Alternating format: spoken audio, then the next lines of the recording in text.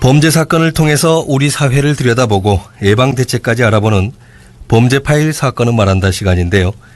오늘은 호남대학교 경찰행정학과 김정규 교수와 함께합니다. 스튜디오에 나와 계십니다. 어서 오십시오. 네, 안녕하세요. 김정규입니다. 네. 자, 오늘 범죄 파일에서 어떤 사건 다뤄볼까요? 네, 오늘은 중증 정신질환자 관련 범죄들이 전국 각지에서 발생되면서 치료와 보호에 대한 국민적 우려가 많아지고 있습니다. 네. 그에 대해서 중증 정신질환자 범죄에 대해서 객관적으로 살펴보도록 하겠습니다. 네. 구체적으로 어떤 사건 한번 살펴볼까요? 일단 우리 지역에 있던 사건부터 말씀을 드려보겠습니다. 지난달 광주 광산구에서 조현병을 앓는 42세 A씨가 자신의 74세 부친을 둔기로 때려서 숨지게 한 사건이 있었습니다. 네. A씨는 사건 후에 PC방에 가 있었고 가족 신고로 출동한 경찰에 의해서 체포되었습니다. 사건의 동기는 과거에 본인의 부친이 자신을 정신병원에 입원시켰던 것 등에 대한 원망심 등이었던 것으로 파악되고 있습니다. 네. 그리고 또 3월에는요, 전남 광양시에서 빌라 5층에 거주하는 조현병 있는 49세 A씨가 자택을 방화하는 화재 사건이 있었습니다. 네. 최근에 봄철 건조기에 그 화재와 관련돼서 큰 일들이 많이 일어나고 있지 않습니까? 매우 위험한 상황이 발생될 수도 있었는데요.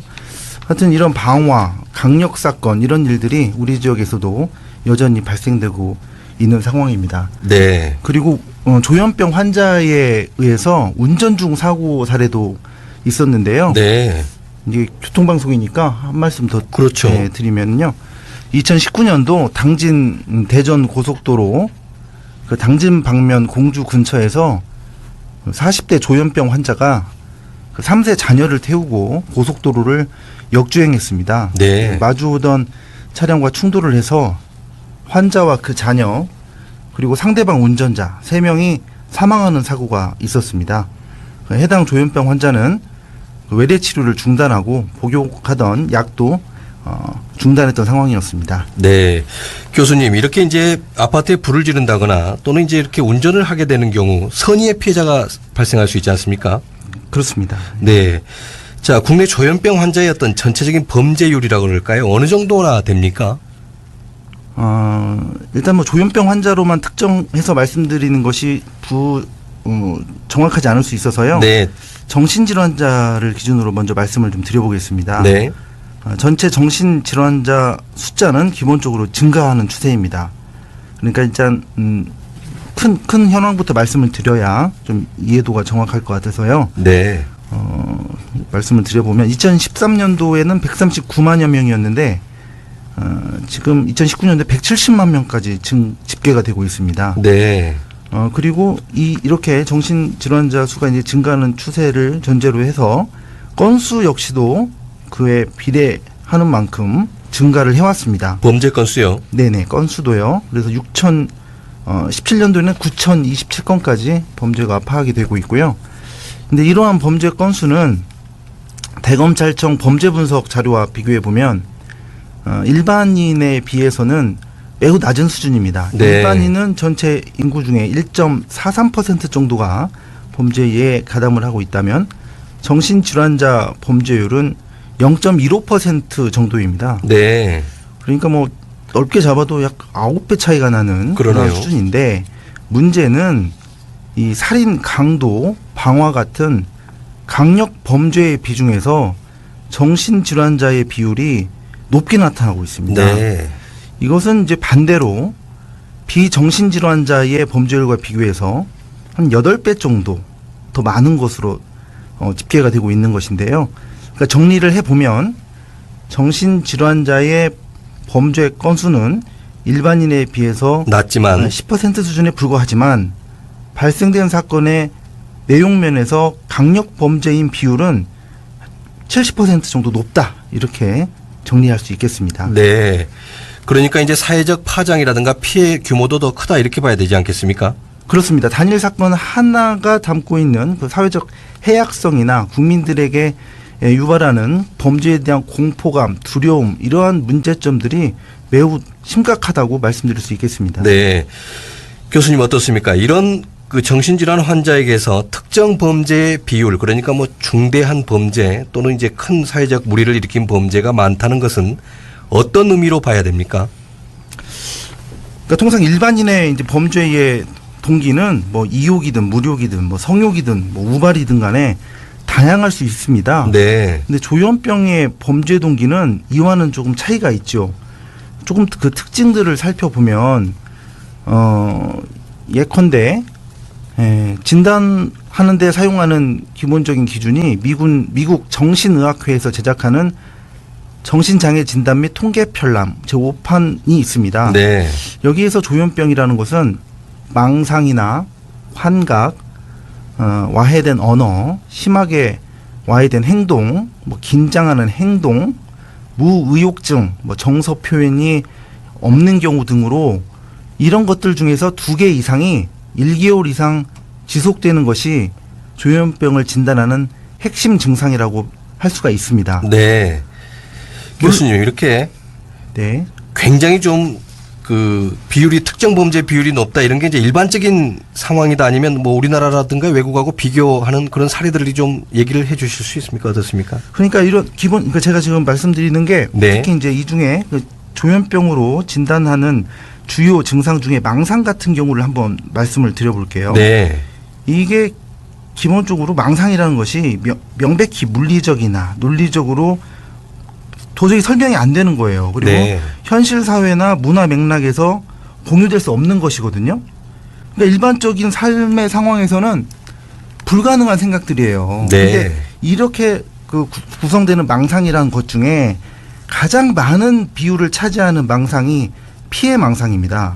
네. 그러니까 선행 연구들을 보면 조현병 환자의 망상 중 피해 망상의 비율이 대략 63% 정도에 달하고 있습니다. 네. 그러니까 이 피해 망상은 누군가 나를 괴롭히거나 또 내가 누군가에게 피해를 입고 있거나 심지어 누가 나를 죽이려고 한다는 그런 생각이거든요. 네. 그럼 이런 63%의 피해 망상이 공통적으로 나타나고 있는 데다가 그 다음에 많은 또 망상이 과대망상이에요. 네. 그러니까 과대망상은 자신이 위대하고 뛰어난 능력을 가지고 있다는 믿음이거든요.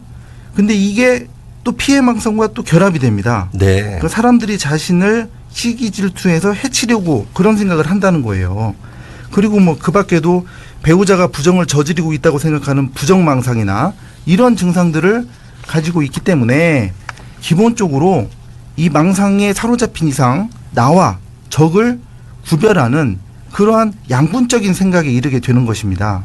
그러니까 이런 생각을 이제 실제 행동으로 실천하게 되면 그것은 타인을 살해하거나 또는 그 살해가 본인을 향했을 때는 자살하게 되는 경우도 발생할 수 있는 것이죠. 네. 그래서 망상이라는 증세를 가지고 있는 조현병의 특성상 전반적으로 강력 사건으로 전개될 가능성이 일반인에 비해서 높을 수밖에 없는 것입니다.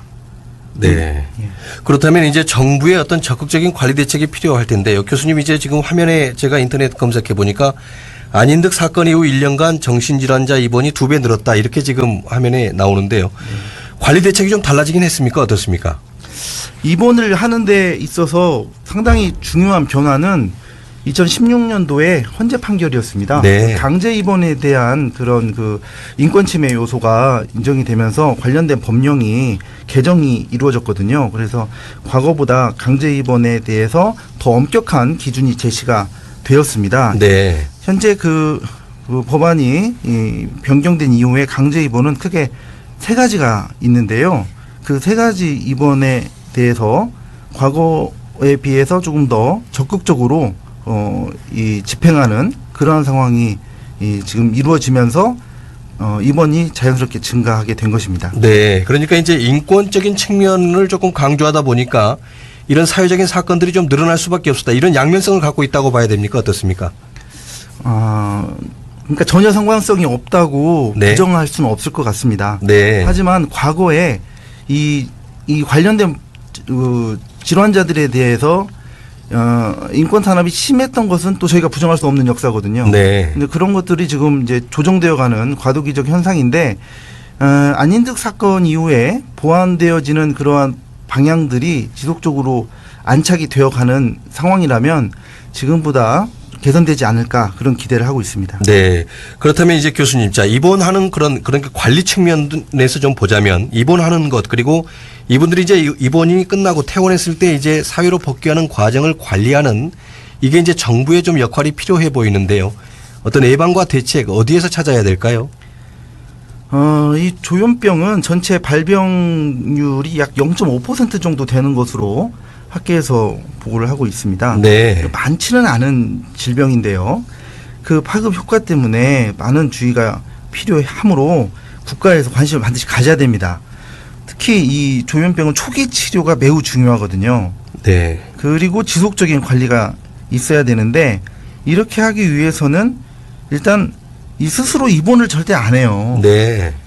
대부분 한 90%는 비자의적인 입원으로 이루어지고 있기 때문에 이 비자의적 입원이 초기에 집중적으로 치료가 될 수 있도록 여건을 마련해주는 그러한 조치들이 굉장히 필요하고요. 이는 뭐 전국 정신건강복지센터들과 협조를 많이 해야 하는 사안이라고 생각을 하고 있습니다. 네. 입원 여건을 좀 그러니까 입원 여건을 좀 다르게 변화시키는 것도 좀 필요해 보이네요.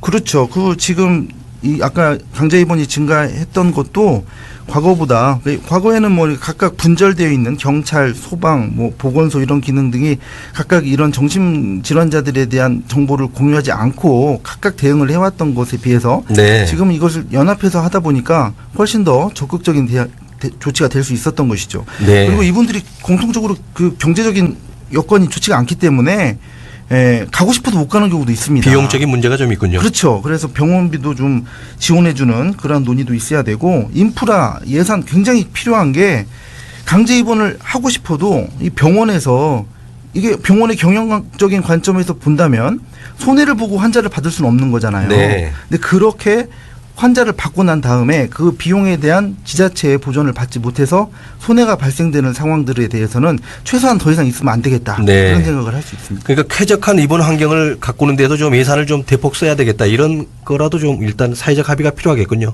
그렇죠. 병원비 지원 최소한 이런 거는 확실히 국가가 책임을 져야 된다고 생각합니다. 네, 알겠습니다. 오늘 말씀 여기까지 듣겠습니다. 감사합니다.